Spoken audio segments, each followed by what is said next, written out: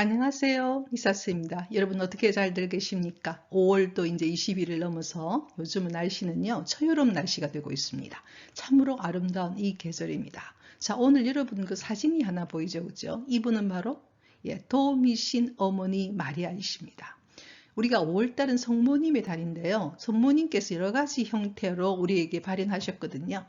그런데 그 중에서 바로 이분은 도우미신 어머니 마리아, 이분은요 우리 살레시안들에게, 살레시아는 청소년들과 청년들을 위한 수도회를 만드신 돈보스코 성인이 만든 곳이 바로 살레시오 그 수도회죠. 살레시오 수도회인데 우리 돈보스코 성인께서는 항상 도우미신 어머니 마리아에게 항상 기도를 하시면서 그 사목적 활동을 하셨습니다. 그래서 저도 살레시오 협력자이거든요. 그래서 이 정신에 사는 저희들에게는 바로 5월 24일이 특히 도우미신 어머니 마리아 대축일입니다.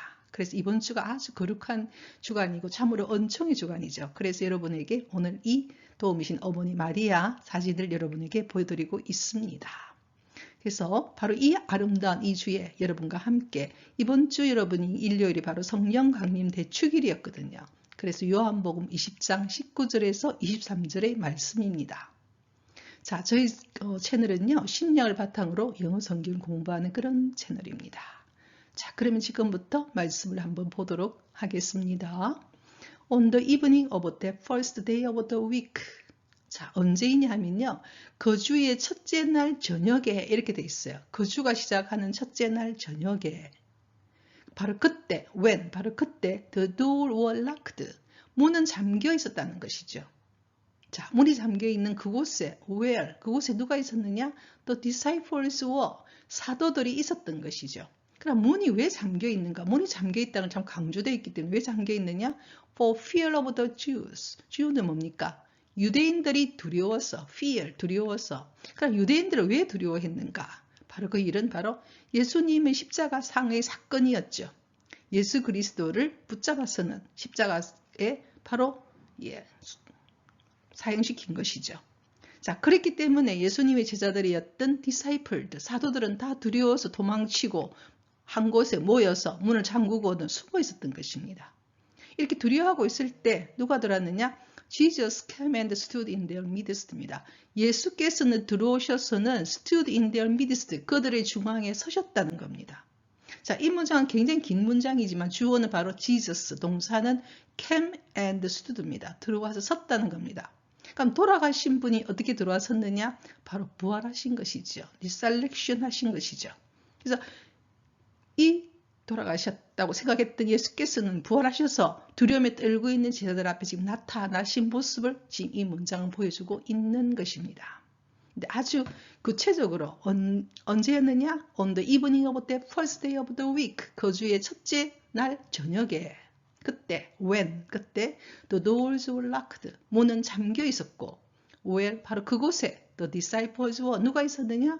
바로 사도들이 있었죠. 근데 어떤 상태였느냐? For fear of the Jews. 한마디로 유대인들이 두려워서, 두려움 때문에 떨고 있을 때 Jesus came. 예수께서 들어오셨으는 stood in their midst. 그들의 중앙에 딱 서셨다는 겁니다. 부활하셔서 나타나신 것이죠. 누가 있는 곳에?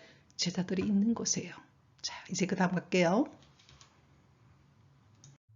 자, and said to them. 그리고 그들에게, 그들은 누굽니까? 디사이플들이죠. 사도들에게 말했죠.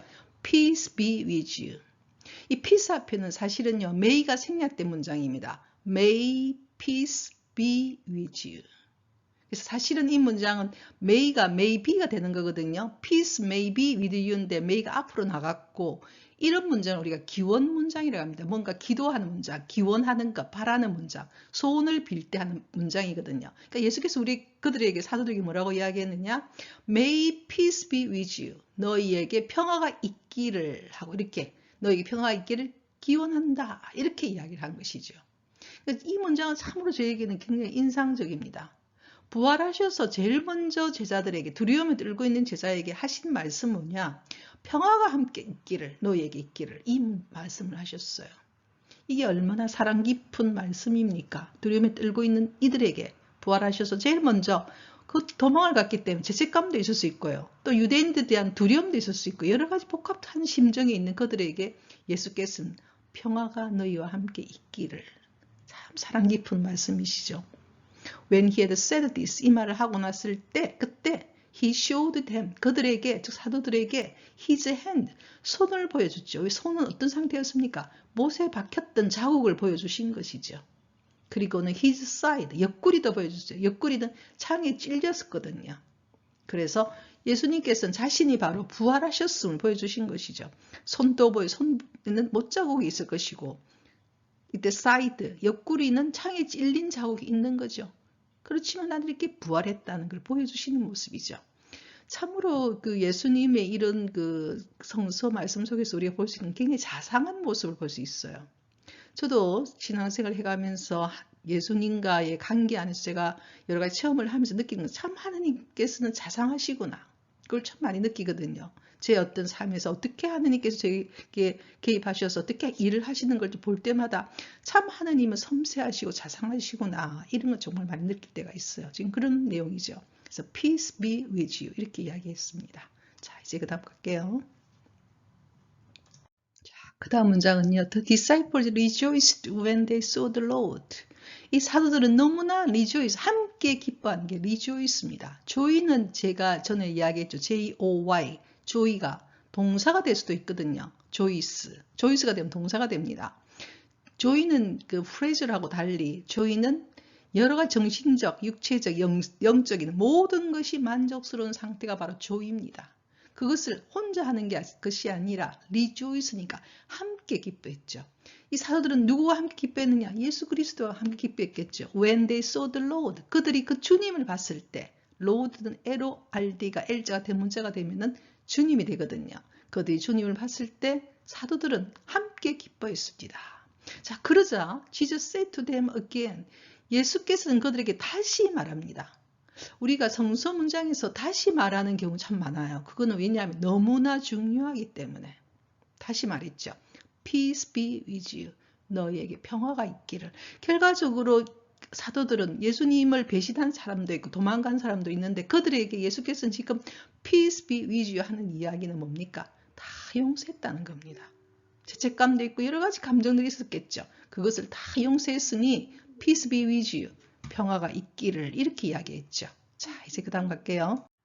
자, 그럼 그 다음 문장 볼게요. As the Father has sent me, so I send you. As 뭐뭐 하듯이, so 뭐뭐 한다. 그러니까 앞에 거 뭐뭐 하듯이 뒤에 거 한다. The Father has sent me. 하느님 아버지께서 나를 보내시듯이 나도 너희를 보낸다. 이렇게 말했어요. 하느님께서 나를 이 땅에 보냈듯이 보내서 이런 사명을 하게 하듯이 복음을 전파하게 하듯이 나도 너희를 보낸다 이렇게 말했어요. When he had said this, 그가 이 말을 했을 때 he breathed on them, 그들에게 숨을 불어넣었죠. 숨을 이렇게 불어넣었습니다. 그리고는 said to them, 그들에게 말했죠. 여러분 숨을 불어넣는 것은 우리가 보면은 구약 성서에서 처음 시작할 때 창세기에 하느님께서 숨을 불어넣어서 인간을 만들죠. 여러분, 그 같은 그죠? 숨이란 것은 뭡니까? 생명이죠. 숨이 갖고 있는 특색은 바로 생명입니다. 숨이 끊어지면 생명이 끝나는 거잖아요. 그러니까 he breathed on them, 그들에게 숨을 불어넣었죠. 다시 한번 이 문장 보도록 하겠습니다. As the Father has sent me, so I send you. 하느님 아버지께서 나를 보내시듯이 나도 너희를 보낸다. And when he had said this, 그가 이 말을 했을 때 he breathed on them, 그들에게 숨을 불어넣고는 이렇게 또 말했죠. 자, 중요한 말씀을 하시는 거죠. 숨을 불어넣는다는 문장이 굉장히 중요합니다. 그죠? 자, 이제 그다음 갈게요. 자, 그러면서 숨을 불어넣고는 이렇게 말씀하십니다. Receive the Holy Spirit. 성령을 받아라 이렇게 말했죠. 우리가 가톨릭 신자들이 기도할 때 항상 성부, 성자, 성령의 이름으로 기도합니다. 이렇게 하거든요. 그러니까 성삼이라 그러죠. 성삼위, 성부, 하느님 아버지, 성부, 성자, 예수 그리스도. 예수 그리스도가 돌아가시고 난 이후에 우리에게 온 분은 바로 Holy Spirit, 성령이죠. 그래서 지금 우리는 성령의 역사 속에서 살고 있는 것입니다. 뭐라고 이야기하시느냐? 성령을 받아라고 이야기했으면 숨을 불어넣어 주면서 Whose sins you forgive are forgiven them. 아주 중요한 말씀을 하시죠. 이 문장의 동사는 are forgiven입니다.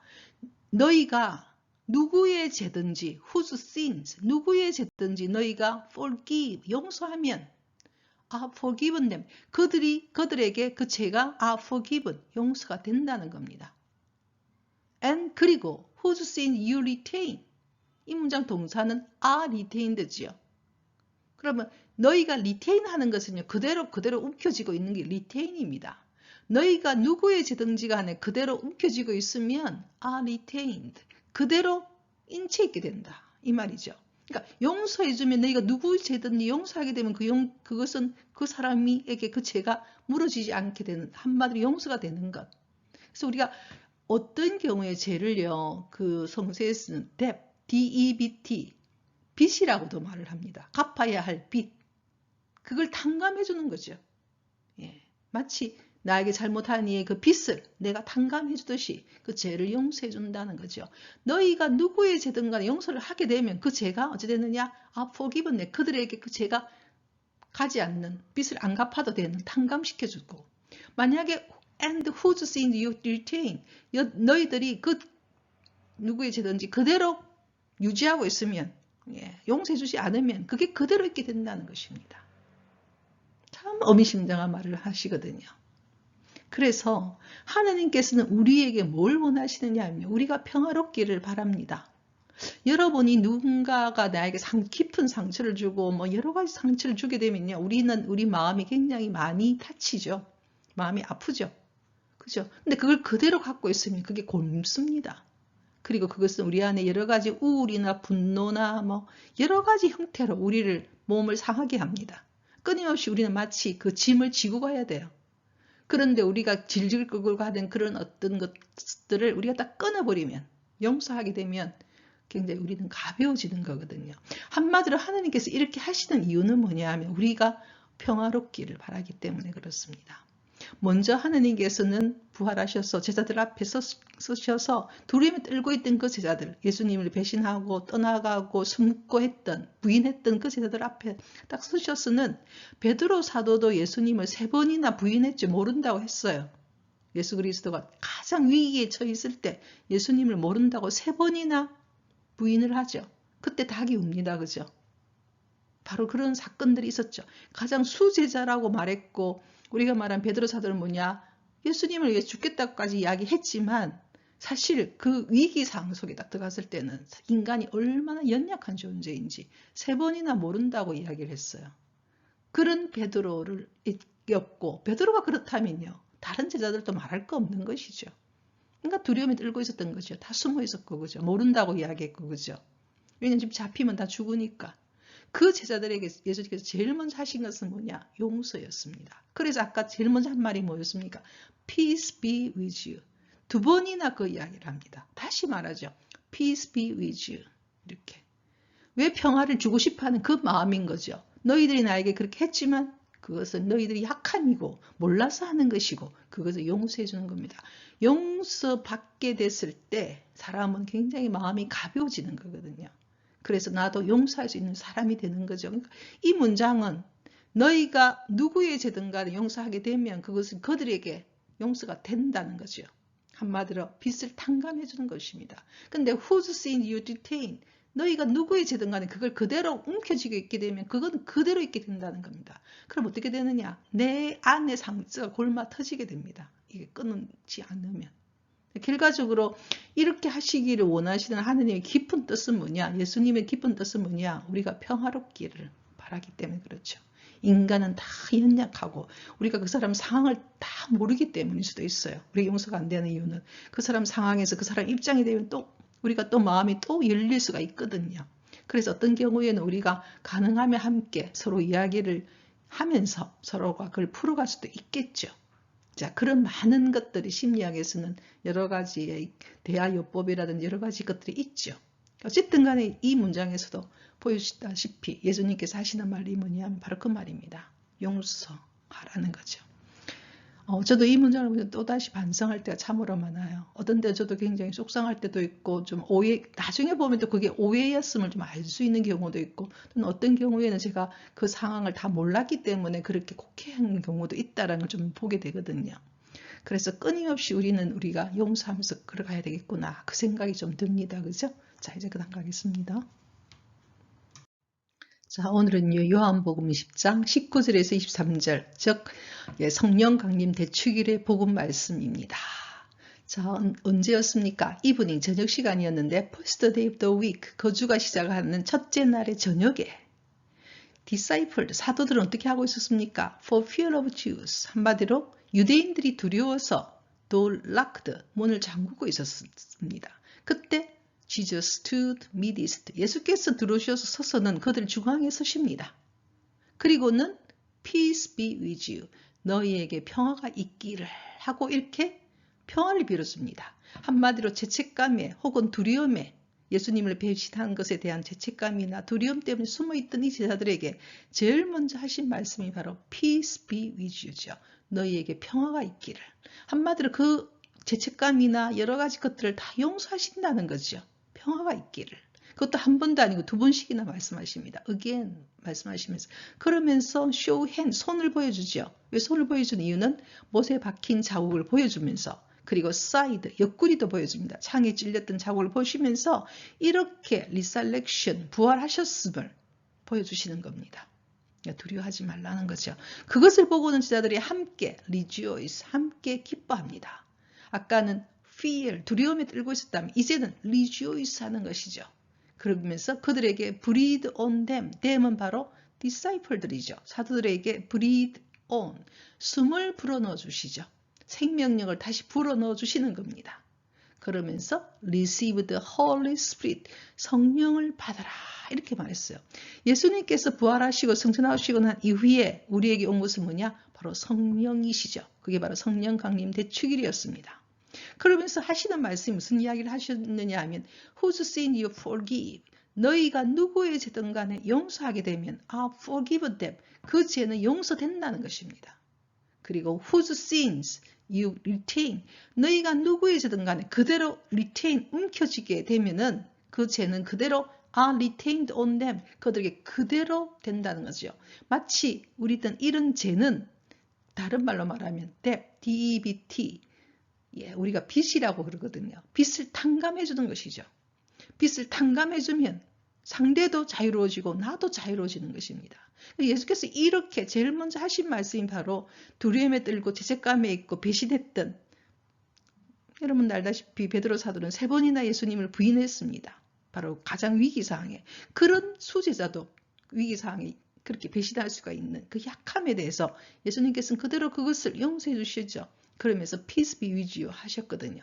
평화가 너희와 함께 있기를. 그와 같은 마음으로 우리도 whose sin you forgive, 너희들이 누구의 죄든 간에 용서하게 되면 forgive them, 그들에게 그 죄가 용서된다는 것, 한마디로 자유로워진다는 것이죠. 나도 자유로워지고 상대에게도 자유를 주는, 한마디로 그게 바로 사랑의 행위인 것이죠. And whose sin you retain, 너희가 누구의 죄든 간에 그대로 움켜쥐게 되면 그것이 그대로 있게 된다는 것입니다. 결과적으로 하느님께서, 예수님께서는 부활하셔서 제일 먼저 주시고 싶은 말씀은 뭐냐? 우리를 너무 사랑하시기 때문에 우리의 마음 안에 평화가 있기를, 이 말씀을 하셨죠.